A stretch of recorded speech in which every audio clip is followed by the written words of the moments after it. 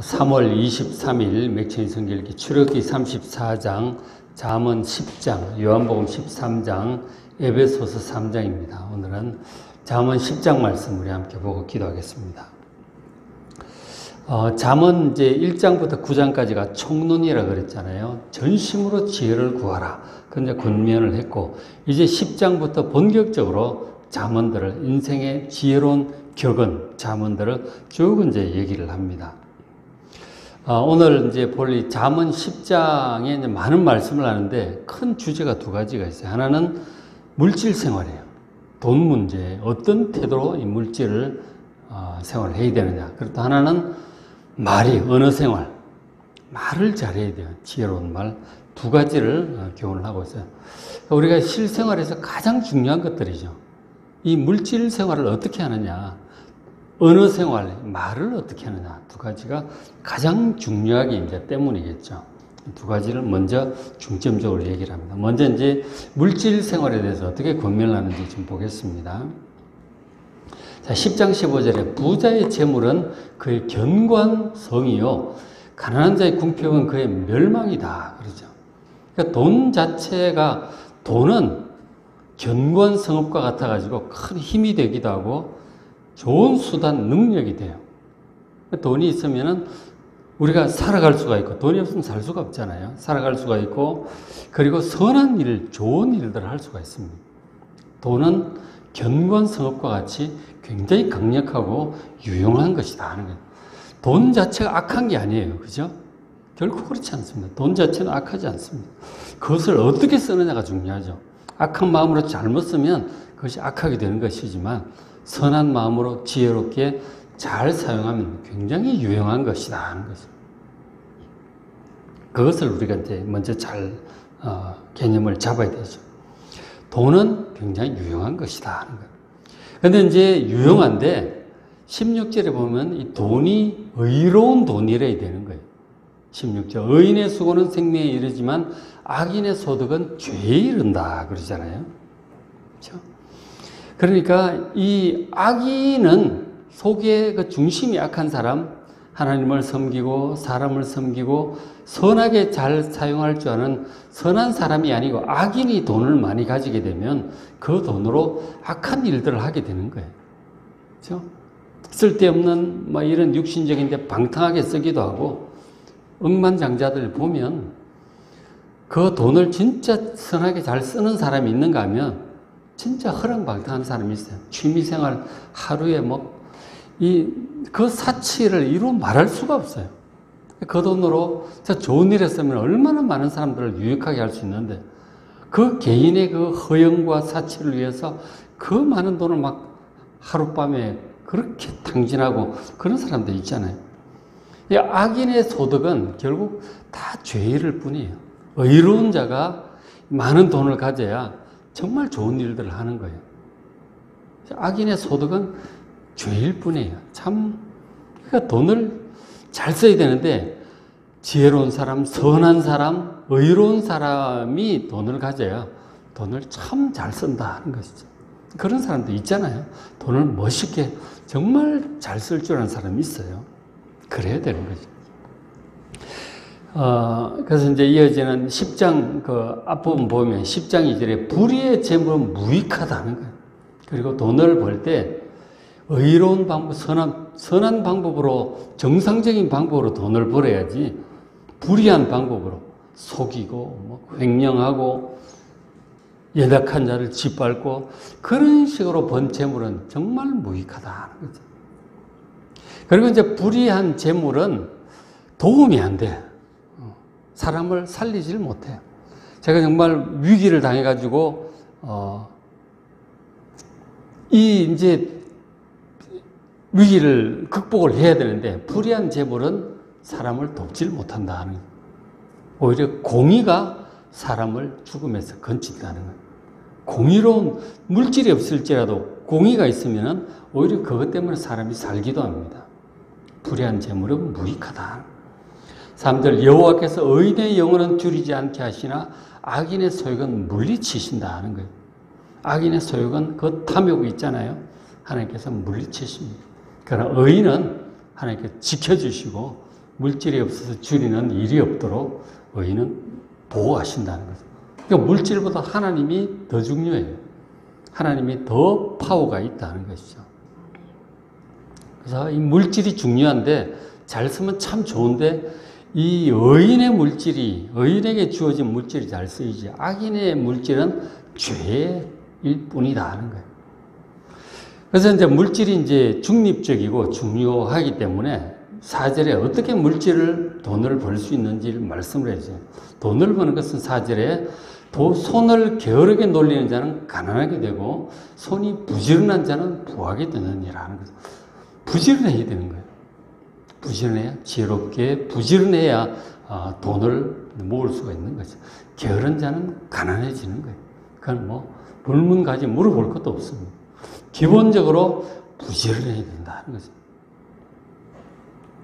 사업가들 보면 굉장히 부지런합니다.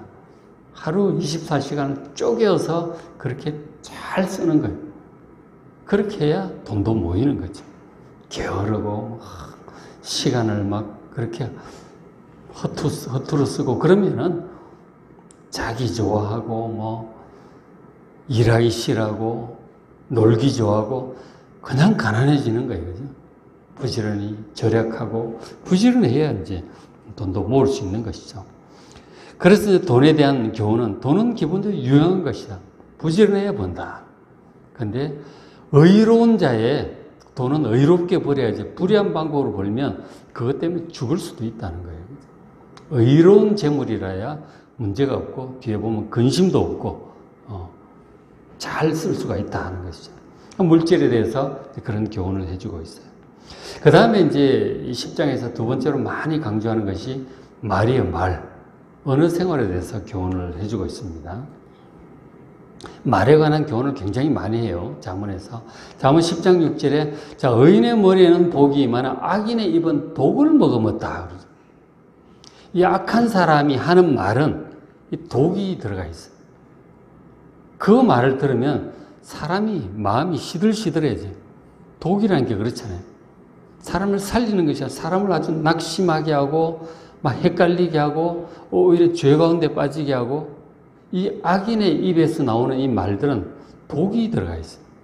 미움의 말들 그런 것도 있죠. 속이는 말, 거짓된 사상들, 하나님 말씀으로부터 멀어지게 하고 하나님을 의심하게 하는 그런 말들, 원망과 불평 이런 것들, 사람 낙심하게 하고 마음을 어둡게 하고 무겁게 하는 독이 들어가 있어요.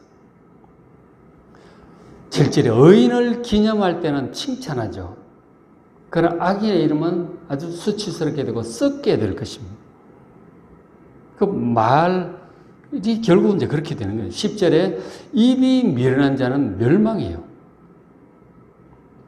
멸망하고 그리고 그 이름이 썩게 되는 거예요. 11절에 의인의 입은 생명의 샘이 사람을 살리는 생명샘과 같은 말들이 나온단 말이에요. 그 말을 들으면 사람의 기운이 막 소생을 해요. 위로가 되고 주저앉았다가도 힘이 되고 어떻게 해야 할지 방황하다가 길을 찾게 되고 하나님을 만나게 되고 그게 의인의 입에서 나오는 말들이에요. 그러나 악인의 입은 사람을 죽이는 독이 그 속에 들어가 있다는 거예요. 이 말이 우리가 말 많이 하잖아요. 수다도 떨고 뭐 상담도 하고 전도도 하고 설교도 하고 이제 하죠. 많은 말들 식구들끼리 밥 먹자 뭐 씻어라 뭐 그런 얘기도 하고 뭐 오늘 어떻게 지냈냐 인사도 하고 많은 말들을 하죠. 그리고 수다도 많이 듭니다. 별 얘기다 정치 얘기도 하고 뭐 얘기도 하고 이런저런 얘기를 많이 하죠. 그런데 이 말이 정말 지혜로운 자의 의인의 정말 좋은 말, 살리는 말이 있고 이 악한 자, 미련한 자의 사람을 죽이는 독이 있는 말들이 있다는 것이죠. 말이 그냥 공중으로 사라지는 게 아니에요. 아무 말이라도 해도 되는 게 아니에요. 내가 하는 말이 독인지 생명을 살리는 셈인지 내가 지금 무슨 역할을 내 입에서 무슨 말이 흘러나오고 있는지 관리를 좀 하셔야 돼요. 말은 굉장히 중요하다 하는 거예요. 관리를 해야 돼요. 독을 뿜고 있는지 사람을 살리는 사람 마음을 시원케 하는 생명샘인지 자기의 말을 여러분 잘 관리하시길 바랍니다. 약한 자의 말은 사람을 죽이고 결국 자기도 죽입니다. 그리고 그런 사람은 아주 이름이 그 명예가 썩어버리는 거예요. 그래서 사람을 살리는 말을 하는 자는 사람을 살리고 그를 기념하게 되고 칭찬하게 되죠. 말을 어떻게 하느냐, 무슨 말들을 내 입에서 쏟아놓고 있는지 관리를 잘 하시길 바랍니다. 관찰하세요. 내가 지금 무슨 말을 하고 있느냐, 유익한 말인가 무익한 말인가, 사람을 살리는 말인가 죽이는 말인가, 독인지 생명의 셈인지 잘 살펴보시길 바랍니다. 그리고 이제 이 말에 대해서 또 이런 얘기를 해주고 있는데, 지혜로운 말과 이 미련한 말이 갈라지는 그 지점 중에 하나가,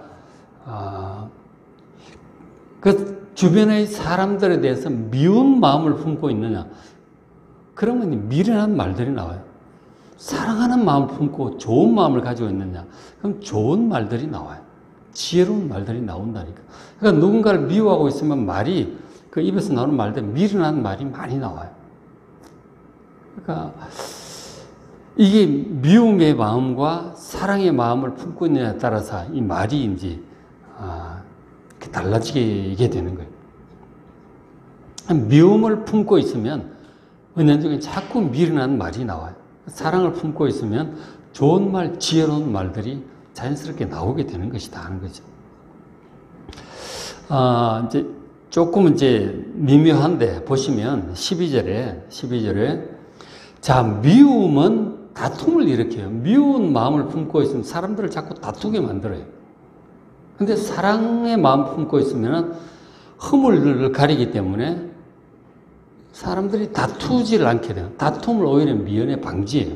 이게 무슨 뜻이냐면, 누군가에게 대해서 미운 마음을 품고 있으면 미운 그 사람의 허물을 자꾸 드러내요. 오히려 공격적으로 일부러 얘기하기도 하고.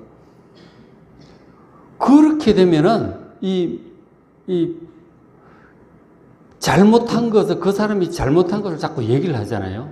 그러면 그 사람에게 그 사람 잘못 때문에 피해를 보는 사람들이 있어요. 그 피해를 보는 사람들의 마음을 자꾸 자극을 하기 때문에 여기 가서 그 잘못한 거 얘기하고 저희가 잘못한 거 얘기하면 피해 본 사람들이 자기 몰랐는데 나한테 그런 마음을 품고 그랬단 말이야? 그러면은 이제 다투게 되는 거죠. 그렇잖아요. 미운 마음을 품고 있으면은 그 사람이 잘못한 것을 자꾸 드러내니까 사람들끼리 자꾸 다투게 되는 거예요. 이 사람한테 저런 이야기하고 저 사람은 저 얘기하고 사람들 자꾸 이간하게 되고 다투게 만드는 거예요. 허물을 덮어줘야 되거든요. 그래야 안 싸우지. 잘못한 이 사람 둘이 이제 사이가 안 좋은데 이 사람한테가 저 사람 잘못한 거 얘기하고 저 사람한테 이 사람 잘못한 거 얘기하고 그러면 싸우게 만드는 거 아니에요. 그렇게 하는 이유는 저 사람한테 안 좋은 마음이 있기 때문에 또 저 사람한테 안 좋은 마음이 있기 때문에 그런 얘기를 자꾸 드러내는 거라고. 남의 허물을 드러내는 이유가 미운 마음 때문에 그렇게 나오는 거죠. 그럼 다투게 되는 거죠. 이간질이 되는 거라니까. 근데 사람을 귀하게 생각하고 좋게 생각하면 저 사람 허물을 딴 데 가서 얘기를 안 해요. 이 사람 허물도 저 사람 얘기를 안 합니다. 사실을 알고 보면 싸울 일인데 양쪽에 가서 다 이렇게 좋은 말만 하니까 싸우지 않게 되는 거죠. 싸움을 미연에 방지하는 거예요. 이런 일이 굉장히 많습니다. 사람을 자꾸 다투게 만드느냐, 싸울 일도 안 싸우게 만드는 피스메이커의 역할을 하느냐. 그게 이제 자기 마음에 미움이 있느냐, 사랑에 좋은 마음이 있느냐에 따라서 이제 그런 말이 달라져요. 말은 그냥 마음이 있는 대로 나오기 때문에 미묘하게 달라지는 거예요. 사람이 누구나 허물이 있거든요. 실수합니다. 그거를 가능한 한 이제 덮어주고 안 싸우게 만들고 용서하고 이게 의인의 마음이고 지혜로운 사람이에요. 그렇죠? 이제 그렇게 되는데 18절에 또 이제 아주 좀 미묘한 부분이 미움을 감추는 자는 거짓된 입술을 가진 자요. 중상하는 자는 미련한 자라 그러죠. 그러니까 우리가 누군가에 대해서 미운 마음이 속에 있잖아요. 있죠. 왜 없겠어요? 저도 마찬가지로 미운 사람이 있다고요. 도대체 마음에 안 드는 사람이 있어요. 나한테 피해를 주는 사람도 있고 혹은 뭐 왠지 그냥 스타일이 싫은 사람도 있는 거예요. 사람이 다 그런 거예요. 근데 그 미운 마음이 이제 뭐 스타일이 싫은 건 어쩔 수 없는데 뭔가 나한테 지속적으로 피해를 주는 사람이 있잖아요. 피해를 주는 사람이 있어요. 미운 생각이 들죠. 근데 그 미운 마음을 어떻게 처리할 거냐 하는 게 문제예요. 이걸 잘 처리를 해야 돼요. 그러니까 무조건 말을 안 하고 속에 쌓아두면 이게 이제 우라가 쌓이잖아요. 그러면 언젠가는 막 터져 나옵니다. 터져 나오면 사고가 나는 거죠. 아주 크게 싸우든지 뭐 큰 이제 판이 벌어지면 이런 관계가 깨어져 버리는 거죠. 그런 식으로 화를 내고 관계가 깨져버리면 안 되잖아요. 잘 지내야죠. 그 속에 무조건 억지로 쌓아두면 이게 터져 나온다니까. 완전 한판 싸우고 그냥 끝나버리는 거예요. 관계가 끝난다니까. 그러면 안 되는 거죠. 그게 미운 마음이 생기면은 좀 건설적으로 잘 해결을 해야 되는 거예요. 자, 그렇다고 해서 그 사람이 밉다고 해서 막 이렇게 그 사람 잘못하는 거 다 사방에 얘기하고 다니고 중상이 그런 거잖아요. 중상모략, 비방 이런 거잖아요. 잘못하는 나한테 피해를 주는 사람 얘기를 사방에 떠들고 다니면 그것도 또 미련한 거래요. 그렇게 또 하면 안 되고. 그 사람하고 나 사이에 이게 잘 해야 되는 거예요. 지혜롭게. 그 아주 어렵죠. 잘 해야 돼요. 밉다고 다 얘기해도 안 되고 그냥 무조건 쌓아둬도 안 되는 거예요. 정상적으로 지혜롭게 그걸 잘 해결을 해야 돼요. 그래서 누군가에게 미운 마음이 생겼다면 그 사람과 지혜롭게 대화를 잘 해야 돼요. 얘기를 해서 순리적으로 해결을 해야 됩니다. 그 사람이 때문에 내가 피해를 보고 있으면 적당한 기회를 봐서 얘기를 해야 돼요. 내가 당신 이러이러 문제 때문에 괴롭다. 이거 좀 어떻게 안 되겠냐. 얘기를 해야 돼요. 그냥 쌓아두고 있으면 안 돼요. 얘기를 이제 해야 되거든요. 그렇게 해서 그 사람도 고칠 수 있도록 해요. 그래야 내 마음에 이게 안 쌓이지. 뭐 정말 잘못한 부분이 있으면 내 마음에 너무 큰 상처가 돼서 이런 마음으로는 저 사람하고 도저히 못 보겠다 싶으면은 얘기를 하고 사과를 요구를 하든지 사과를 받아야 돼요. 고쳐야 돼요. 그래야 관계가 해결이 돼요. 근데 그 사람이 자기의 어떤 행동이나 어떤 그런 습관이나 그런 것들 때문에 내가 피해를 본다는 사실을 모르는 경우가 종종 있어요. 그럴 때는 얘기를 해야 돼요. 깨우쳐줘야 되고, 아, 그랬어요? 나의 어떤 습관이나 그것 때문에 행동, 말 때문에 그렇게 고통을 지속적으로 당하고 있는 걸 모르는 경우가 있다니까. 악의 없이 그냥 스타일로 하는 경우가 있어요. 그럴 때는 이제 그걸 고쳐야 되는 것이죠. 그렇게 해야 되는데, 근데 어떤 경우는 말을 해도 그게 뭐가 문제인데 전혀 고칠 생각이 없는 경우도 있어요. 그럼 참 어려워지죠. 그리고 내 말을 들어줄 생각이 없는 경우도 있어요. 그러니까 이게 이제 들을 귀가 없는 경우가 있죠. 들을 귀가 없는 경우가 있어요. 그러면은 얘기를 했다고 오히려 싸움이 나는 수가 있는 거죠. 싸움이 나면 관계가 오히려 또 깨지는 거죠. 그러니까 우리가 어떤 사람한테 이런 어려운 얘기를 할 때는 정말 기도를 많이 해야 돼요.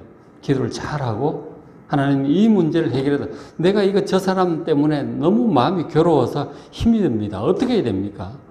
그럼 말한다고 해서 들어주면 다행인데 안 들어주고 오히려 적반하장으로 나오는 수도 있어요. 니는 잘했냐 그러고 막 나오면 싸움이 되는 거죠. 그럼 관계 개선이 안 되고 오히려 깨지는 거죠. 그래서 이런 얘기를 할 때는 정말 기도 많이 하고 저 사람이 들을 수 있는 상태인지를 보고 지혜롭게 얘기를 잘해야 되는 거예요. 이게 참 어렵죠. 어쨌든 마음에 미움이 생겼을 때 무조건 막 꽉꽉 눌러두는 것도 잘하는 게 아니고, 그렇다고 해서 사방에 그 사람 욕하고 돌아다니는 것도 잘하는 게 아니고, 그 사람하고 사이에 정말 기도하고 지혜롭게 잘 풀어나가야 돼요. 정상적으로, 순리적. 그런 얘기를 지금 해주고 있는 거죠. 참 어렵죠. 굉장히 중요한 얘기입니다. 그 다음에 10장 19절에 수다에 대해서 얘기를 하고 있는데, 말이 많으면 허물을 면하기 어렵다 하는 거죠. 입술을 제하는 자가 지혜로운 자다 그러죠. 그러니까 너무 말을 많이 하시면 안 됩니다. 막 정신없이 수다를 이렇게 하면 안 되는 거예요. 말을 할 때는 이게 도움이 되는 말인지 해로운 말인지 좋은 말인지 나쁜 말인지 생각을 하고 얘기를 해야 되는 거예요. 말이 너무 그리고 수다, 친구들 만나서 수다하고 하는데, 수다가 너무 많아지면 그 속에 이제 실수를 많이 하게 돼요. 그게 나중에 거꾸로 안 좋게 돌아오는 수가 있어요. 말이 너무 많으면 허물을 면하기 어렵기 때문에 입술을 좀 제어를 해야 돼요. 그냥 생각나는 데 얘기 다 하지 마시고 좋은 말만 하세요. 안 좋은 말들, 사람들한테 독이 들어있는 말은 안 하는 게 좋고요. 생명의 샘, 좋은 말들을 해야죠. 그죠? 물론 친구 만나 수다도 떨고 하는데, 하여간 친구 입장도 생각도 하고, 그 사람을 괴롭히는 말인지 그 사람한테 도움이 되는 말인지 말을 좀 가려가면서 해야 된다는 거예요. 입술을 제어해야 된다고 얘기를 해주고 있습니다. 20절에 의인의 혀는 순은과 같다. 은과 같고 악인의 마음은 가치가 적습니다. 그 악한 마음에서 나오는 말들은 도움이 안 돼요. 그죠? 21절 의인의 입술은 여러 사람을 교육하나 미련한 자는 지식 없어 죽는다 하는 거죠. 의인의 입술, 지혜로운 말, 생명샘과 같은 말, 이런 말들은 여러 사람한테 도움이 돼요. 인생에 도움이 되는 그런 말, 좋은 말을 해야죠. 자녀들한테도, 부부지간에도, 직장 동료에도, 같은 성도들끼리도 좋은 말을 해야 되는 거죠. 도움이 되는 말, 그렇죠? 이런 좋은 말을 할 수 있도록 기도해야 됩니다. 저절로 안 돼요. 온전한 사람은 이 말에 허물이 없는 사람이라고 그랬어요. 잠언 뒷부분에 보면 말에 허물이 없도록. 그리고 주님께서도 나중에 심판날 네가 무슨 무익한 말을 하든지 한마디 한마디 다 심판하실 거라고 그랬어요. 우리가 생각 없이 막 한 얘기들, 수다, 험담하고 이런 것들 나중에 주님의 평가를 다 받게 된다니까. 그죠? 입술을 여러분 잘 제어하시길 바랍니다. 그래서 마지막으로 한 구절 더 보면, 그래서 이제 우리가 여호와를 경외하라 이렇게 말씀을 하시는 거예요. 그죠? 여호와를 경외하라.